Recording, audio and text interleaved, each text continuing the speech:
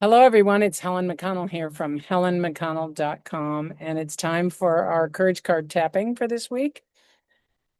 First of all, if I look a little shiny, it's because it's 100 degrees and I don't have AC. I've got a nice fan blowing on me, but it's not quite cutting it. So just bear with me. Just think of it as my beautiful glow. All right. If you're not familiar with courage cards, I want to give you a little introduction. If you decide to order a deck from Evena, and the instructions on how to do that are in the video description below, they will arrive to you in a beautiful little bag, a drawstring bag. Oops, it goes like this. Okay, and when you open it up, you'll remove your set of cards. Looks like this, a whole set of cards. And in that bag also is a little stand for your courage card. You can put one or two or three of them in there. But that is so that if you want to make a little altar out of your courage card, or you want to be sure you remember for the day what courage card you're focusing on, you can put it in this stand and it'll look like this. Okay. And today's courage card is Rewind the Mind. And the way this works is I have already selected the next card in the deck after last time. And I don't read it in advance, but I'm going to read it to you. And as I read, I'm going to sort of interpret and intuit what we're going to tap on. Okay. So, and after I read it to you, I'm going to give you my interpretation of this card and what it might mean for you spiritually, emotionally. So this is Rewind the Mind. When the mental story becomes overwhelming, it's your wounded ego trying to take control. In these moments, don't rush into action. First, take a deep breath. Then ground yourself in your heart space. Slow down to regulate your emotions. Stop the spiral of self-criticism and engage your higher brain centers to expand your perspective. It's kind of like imagining going to the 30,000-foot view, looking down at your life, right? That's a higher perspective. Tune into what's loving for everyone, beginning with yourself. So hopefully, as I'm reading this card, you might have thought of a specific event, preferably, well, it doesn't have to be recently. There might be one old one that just stands out for you that you've created a mental story around. If you'd like to know what a mental story sounds like in our minds, it's usually a justification for our actions and our behaviors, even if we know our behaviors weren't kind. Or it might also be sort of the opposite of that, an anti-justification for their behaviors, like making up a story as to why their behavior is so wrong. Right? You know, as we grow in awareness and spirituality, we begin to see other people with grace, with love. We give them grace. We don't make excuses for them, but we can love them anyway. We can see that in any situation, people are hurting, people are doing the best that they can. All right, so when you notice yourself in that state, and I'm trying to think of a time recently, there is a situation that comes to my mind at my job. I have a job, and there is a client who doesn't like me for whatever reason. And you know what? I'm okay with that. I haven't done anything wrong. They just, I can't get along with everybody, I guess. And even though I'm perfectly nice, I've allowed myself to feel intimidated by this person, which I don't like that. I don't like that I've allowed that. So the other day, this person was coming in for their appointment, and I knew they were coming, and I knew that I wasn't going to deal with them directly, but I still kind of found myself making up a story like this person doesn't like me. Like even that is just a story. That's my story. That's about me. And their story is probably totally different. Their story might be, I don't like her, but their story might not explain why. I think they don't like me because when we first started meeting together, I wasn't self-assured enough in my work. It's just who we are, two different people who are on different frequencies, right? And I make a story about it so that I can justify that we are on two different frequencies instead of just allowing that reality. We are on two different frequencies. And so what I try to do when I know this person's coming in is I really do try to get centered in my heart. And that's not always easy to do, as you can probably well imagine. So, um, so if I were to follow through these steps that are on this card, I would not rush into anything. I would first take a deep breath, which doesn't take long. Then I would ground myself. I would focus into my heart center. And I would slow down to regulate my emotions, which is really the opposite of what actually happens in my body. Sometimes if my emotions are dysregulated, it's because I haven't slowed down.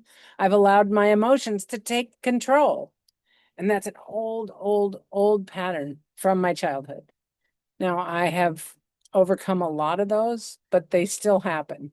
And I notice that as I practice these steps and these tools, the more I practice, the better I get at it. Instead of hoping that person doesn't come in, I'm kind of looking forward to them coming in again so I can keep practicing. Because the cool thing will be when it doesn't bother me at all. That's when I know I've been doing my work long enough. So if I slow down and regulate my emotions and I stop the spiral of self-criticism, if in my mind, when I become aware of it, I'm thinking, I'm horrible, or they don't like me because I make up some reason for them not to like me. Instead of that, if I can engage my higher brain center way up here to expand my perspective, what if I could, imagine that I'm up at this higher level and I'm seeing this situation as if I'm looking down through the eyes of divine. And through the eyes of divine, there is no problem, ever. There's no problem. First of all, because divine energy can heal, change, fix anything. And there is no problem except what I make up in my own head. Okay. And I know some of you are going to say, but what about this world problem and that world problem? Well, even those are not real problems from the highest viewpoint. They're not real problems. I know that sounds kind of heartless. I don't mean it to sound that way, but I want us to get closer to divine so that we can live from a place of love and compassion. All right, let's do a little tapping. Hopefully you've thought of some event or something, situation that has happened or is happening for you. And I want you to just sense into how does it make you feel when you think about that situation, when you think about that event. For me, if I think about the other day at work, I really feel into it. I do notice there's a little bit of tightening in my solar plexus. And there is a sensation. The story that I make up is this person is more powerful than I am. And physically, this person probably is more powerful than I am. But energetically, spiritually, this person is no more powerful than you or me. Okay? So let's tap and just see what happens and say, even though, and I want you to repeat that. When I think about this event and the other people or person involved, I feel a tightening in my solar plexus. And my mind makes up a story to try to justify my discomfort. And really, I want to just love and accept myself completely. without any regard to what other people think of me. Okay. Okay, and I'm sure lots of questions and comments will come up. You're free to put them in the question comment box. All right, go to the top of the head and say, this sensation on the inner eyebrow, in my solar plexus, side of the eye, this sensation I get under the eye when I think about that person under the nose and the story I tell myself about that person. On the chin, this sensation, collarbone, it might not even be true. Under the arm. In fact, I know it's not true. Top of the head, sure, they might say those things about me on the eyebrow, and they might really think those things. Side of the eye, but it doesn't make the story true. Under the eye. So I'm choosing to let go of this story under the nose that I created on the chin about the story the other person created. Collarbone. I want to live free. Under the arm. I want to rewind my mind. Top of the head. And be in charge of my emotions. All right, now I want you to take a nice deep breath. And exhale.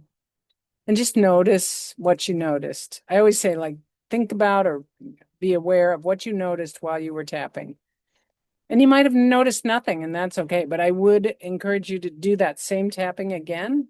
Just rewind this video back to the beginning of the tapping and just do it a few times. And the more you can do it and just sort of repeat what's on the video without having to think too much about it and really become aware of what's going on in your body. Your body is your message system. Your body is so crucial. Your body is so brilliant. And most of us don't pay attention to what's going on in our body, or we react without thinking about it. You feel a feeling, without realizing it, it brings back an old memory, an old experience, and you believe it. And really, this is now, that was then. So whatever is happening between me and this person is an old story that has nothing to do with them. And it really has nothing to do with me, but it is an opportunity for me to grow. This is an opportunity for you to grow. All right, I hope you found this helpful. I hope you'll subscribe, and I'll see you on the next video. Thanks for watching. Bye.